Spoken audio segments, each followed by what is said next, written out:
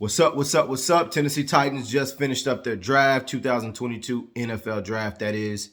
Real quick, we're going to keep it high energy. I'm just going to give you guys a rundown of all the picks.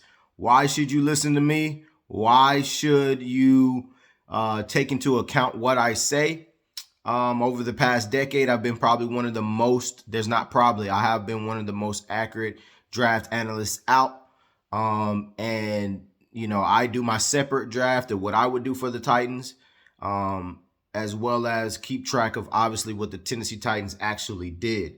So without further ado, let's get this thing started. Treylon Burks, first round. First of all, there is no Treylon Burks more than likely with that 8-pick separation that the Tennessee Titans moved up to take him while trading A.J. Brown.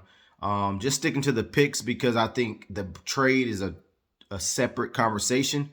Treylon Burks, he was my number 1 rated wide receiver in this draft class just simply because of utility and understanding that football is a game of physicality. No matter how finesse we try to make it, football is still a very physical and brutal sport, and that's what Treylon Burks has for him. He's 6'2", 220 plus. His role at Arkansas was pretty much a utility guy. He got the ball close to the line of scrimmage, and Arkansas used his athleticism to really make him a playmaker. And this is the good, the bad, and the ugly, okay? I'm going to title it as that. The good, the bad, the ugly. The good is that, you give him the ball in short areas, you hand it off to him. He's going to be hard to tackle. I think it takes him a little bit to get that full speed going. He's a momentum runner. But overall, I think the Tennessee Titans will find creative ways to get him the ball. Now, that's the good. He's wide receiver 1 to me because he's not necessarily the refined route technician that Garrett Wilson is, but he is a guy that can affect the game immediately because of his athletic ability and his size. Now, that's the good. The bad is when you start to compare who the Tennessee Titans gave up and then the comparisons to A.J. Brown. So he was my wide receiver 1, and I compared him to A.J. Brown. Just watching them play is very similar. That's the closest comp that I got out of it, right? And I think that A.J. Brown is so young, it's not an outlandish comparison yet. But the difference between A.J. Brown and Treylon Burks, in my opinion, is going to be two things. Psyche, which is mentality, which is how you go about working, which is how you feel about yourself. Are you a self-starter? Are you self-motivated? And then the next thing is the speed to separate. Like I mentioned before, Treylon Burks is a momentum runner. He has to kind of get the gear going, and then he's off. For me, with A.J. Brown, his start and stop ability is, next to none, second to none in the NFL. His start and stop, his ability to catch it. So this is the best way to describe it. If A.J. Brown and Treylon Burks were both flat-footed, and you told them not in a 40 stance, but flat-footed, and you told them to run 25 yards, A.J. Brown would beat him probably by a good 2 or 3 yards flat-footed.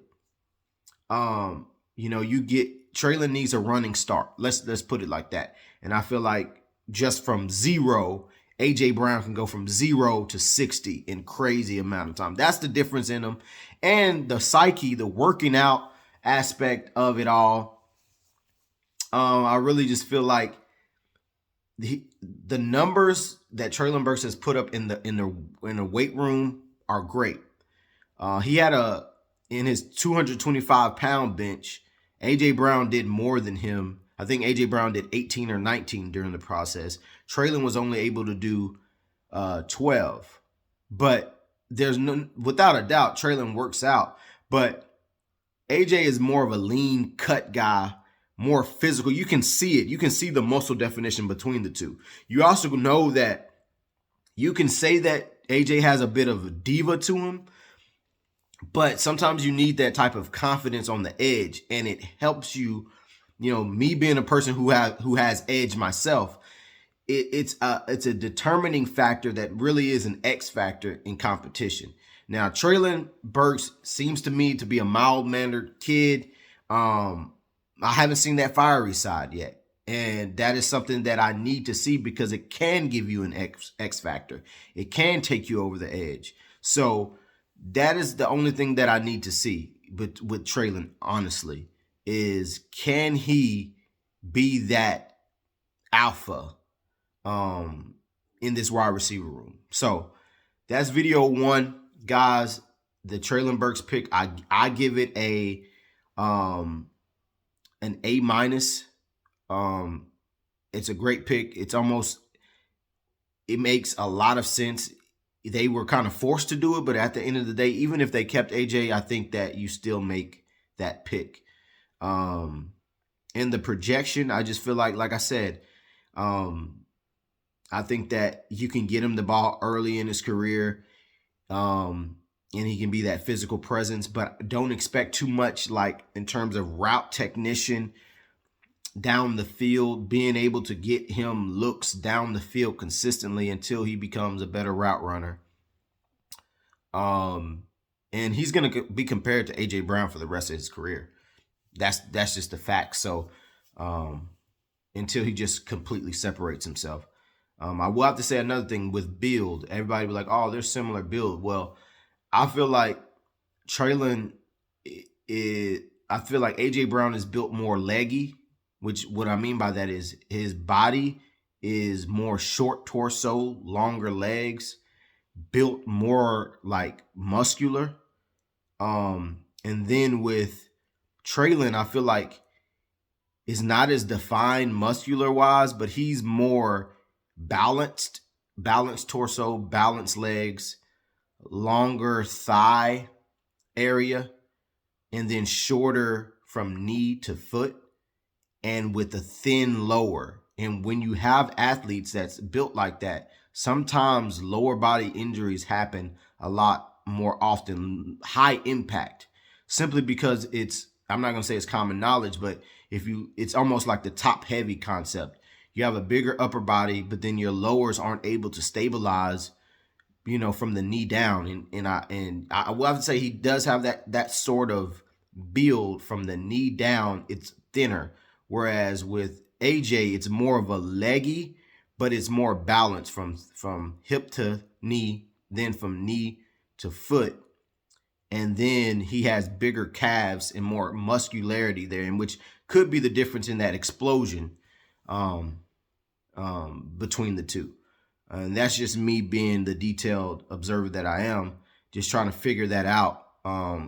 Because it's worked for me. A lot of people you can't predict a player's, like media analysts, they be like, you can't really predict a player's psyche or mindset, and you can't predict injury. Well, I've kind of troubleshooted that, and I have a minor in psychology, so I don't know, do other people do this? I watch the interviews. I watch just as many interviews as I do tape almost on a prospect, just trying to get keys and cues. I come from where they come from. I understand, for the most part, where these players come from, and even different colors, different races, because I've been on different sides of the spectrum. And then as far as just injury, how a player plays, do they play reckless? Or you look through their injury history, are they more prone to soft tissue? Do they play reckless? How are they built? How they're built is very important. Top heavy players usually have knee injuries. Common knowledge to me is just try trying to balance an apple on top of a toothpick. It's going to be very difficult to do. The toothpick is probably going to break if you try to actually keep on forcing it, or a pencil, or it's going to topple over. So that's just kind of the logic I got. I think it'll be a great pick if he stays healthy. I still don't think he's the player that AJ Brown is, but he is a player that can be really good in this league and be very tough to deal with. So I gave it an A minus. I think he's an awesome player, awesome upbringing. Very excited to see what he does as a Titan. More videos to come.